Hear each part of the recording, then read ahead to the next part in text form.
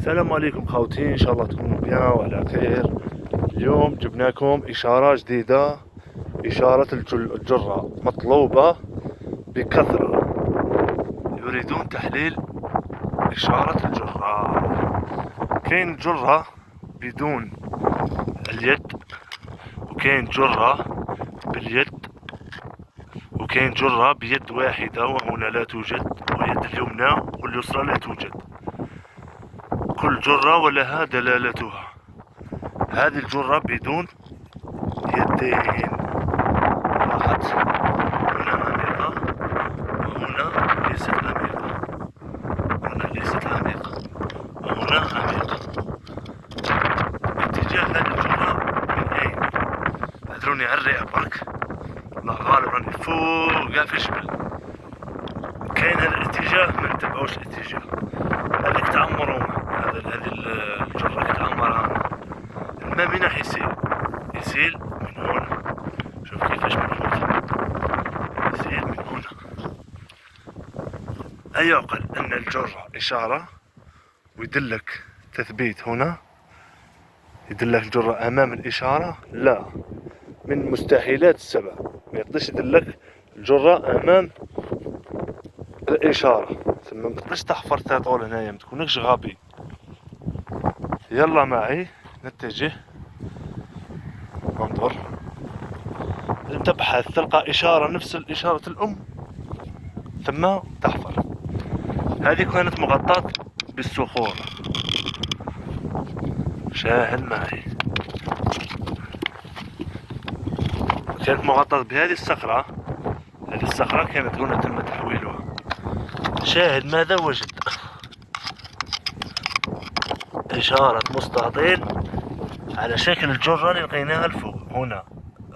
هنا ما هيش نفس العمق تاع القلب، هذا العمق ليس بنفس هذا العمق مثل اللي لقيناها في الجرة الفوق.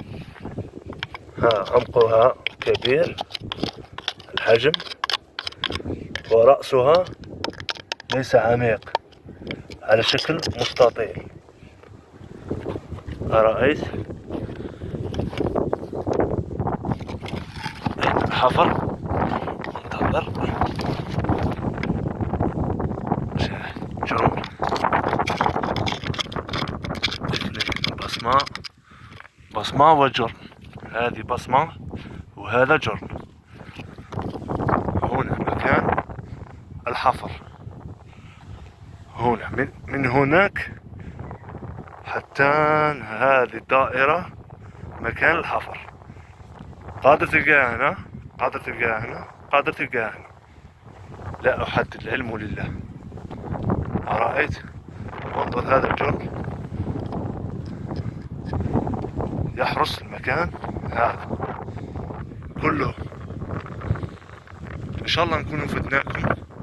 لازم تكون محنك، تكون المنطقة تقراها مليح، والبلاصة اللي لقيت فيها الإشارة كلها الجورون وتحطهم قدامك وتحللها.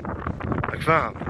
ماهيش سهلة باش تدير الحويجة، لازم تتعب، لازم تتعب في حياتك باش توصل. ان شاء الله نكونوا لحقنا لكم الميساج. لايك للفيديو، بارطاج، مشاركة خويا. طلعوا لنا الفيديو خوتي ونكتيكم بجديد. الأمان، ربي يحفظكم، وإن شاء الله نكونوا فدناكم. سهل، حراسة. هذا كان تحت الصخرة، هذه كان مغطى، وهذه المنطقة كلها مشبوه، مرصوفة. هذه الحجارة مرصوفة غير طبيعية. هذه هي الطبيعية، هذه طبيعية، هذه كلها مرصوفة. شاهد معي، كلها محطوطة فوق بعضها. أرأيت؟ حتى الحجارة تعطيك اصبر بعدو، هذه اصبر،